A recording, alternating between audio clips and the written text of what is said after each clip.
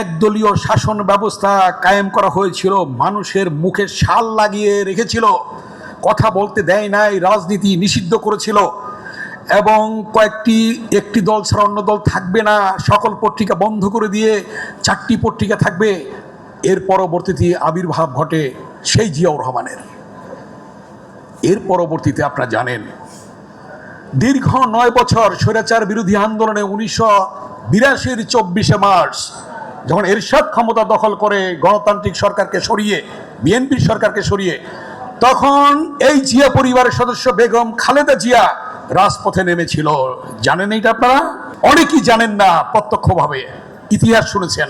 1982 সালের 24শে মার্চ ক্ষমতা দখল করার পরে 83-র 27শে নভেম্বর ঢাকা বিশ্ববিদ্যালয়ে এসেছিলেন বেগম খালেদা জিয়া। বটতলায় জাতীয়তাবাদী ছাত্র দলের সম্মেলন ছিল, এই ছাত্র দলের এসে 27শে নভেম্বর এসে 28শে নভেম্বর ছিল প্রথম সচিবালয় ঘেরাও।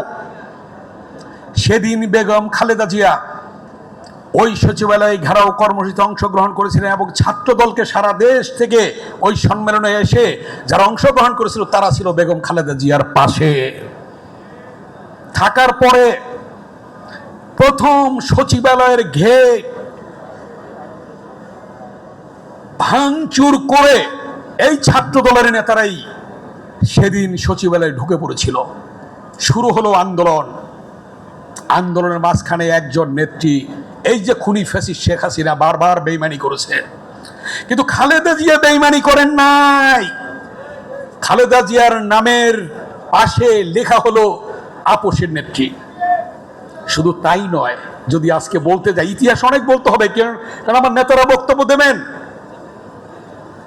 এই ঢাকা বিশ্ববিদ্যালয়ের টিএসসিতে বেগম খালেদা জিয়া এসে শহীদ মিনার পর্যন্ত আমাদের সাথে মিছিলে গিয়েছেন। 144 জারি করেছিল, সেই শহীদ মিনার আমাদেরকে সভা করতে দেবে না। বেগম খালেদা জিয়া নেতৃত্ব দিয়ে আমরা মধুর ক্যান্টিন থেকে আসলাম, আমাদেরকে নিয়ে গেল মিছিল করে।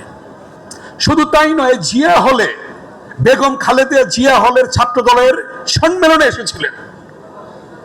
আপনাকে চান না বিএনপির ভারপ্রাপ্ত চেয়ারম্যান দ্রুত আমাদের মাঝে ফিরে আসুক? আপনারা চান না ফিরে আসুক?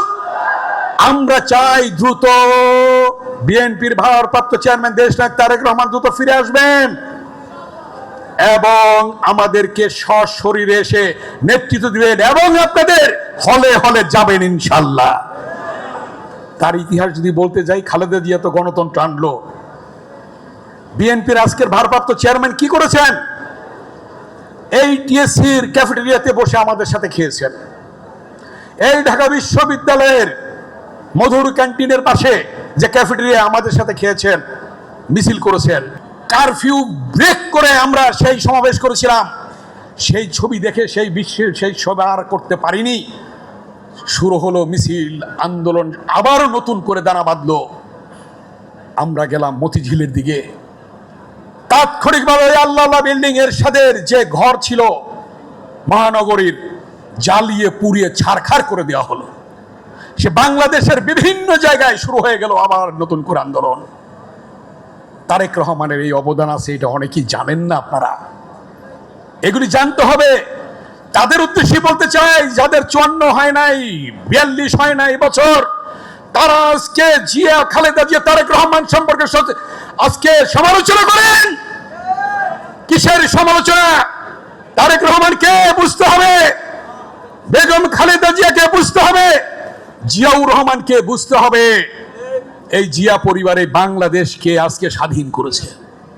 এই জিয়া পরিবারের সদস্য তারেক রহমানের নেতৃত্বে 1 দশক আন্দোলন হয়েছে। আমি একটি কথা পল্টনে বলতাম, এই কথাগুলি কার? তারেক রহমানের। প্রতিধ্বনিত হয়েছে আমার মুখ দিয়ে। কথাটি কি? বিনা ভোটে নির্বাচিত এমপিদের সংসদ থেকে বের করতে হবে বলিনি? বলেছিলাম বিনা ভোটে যারা এমপিরা মন্ত্রী হয়েছে তাদেরকে বের করতে হবে সেই সচিবালয় থেকে, এবং সর্বশেষ যদি তারপরও পদত্যাগ না করে ওই গণভবন থেকে শেখ হাসিনাকে টেনে হিসেবে বের করতে হবে। কথাগুলি মনে আছে আপনাদের? এই কথাগুলি আন্দোলনের যিনি নেতৃত্ব দিয়েছিলেন তারেক রহমানের কথার প্রতিধ্বনি। সেই প্রতিধ্বনির জন্যই যখন দেশব্যাপী তারেক রহমান আজকে মানুষের মন জয় করেছে, সামনে নির্বাচন, অন্তর্বর্তীকালীন সরকার, নির্বাচনে আল্লাহর রহমতে তারেক রহমান আসবে, নির্বাচনে অংশগ্রহণ করবে, দ্রুত আমরা তাকে নিয়ে আসব এবং নির্বাচনে আল্লাহর রহমতে সংখ্যাগরিষ্ঠতা নিয়ে বিএনপি ক্ষমতায় আসবে ইনশাআল্লাহ। সেই জন্য প্রস্তুতি নিন, প্রস্তুতি নিন।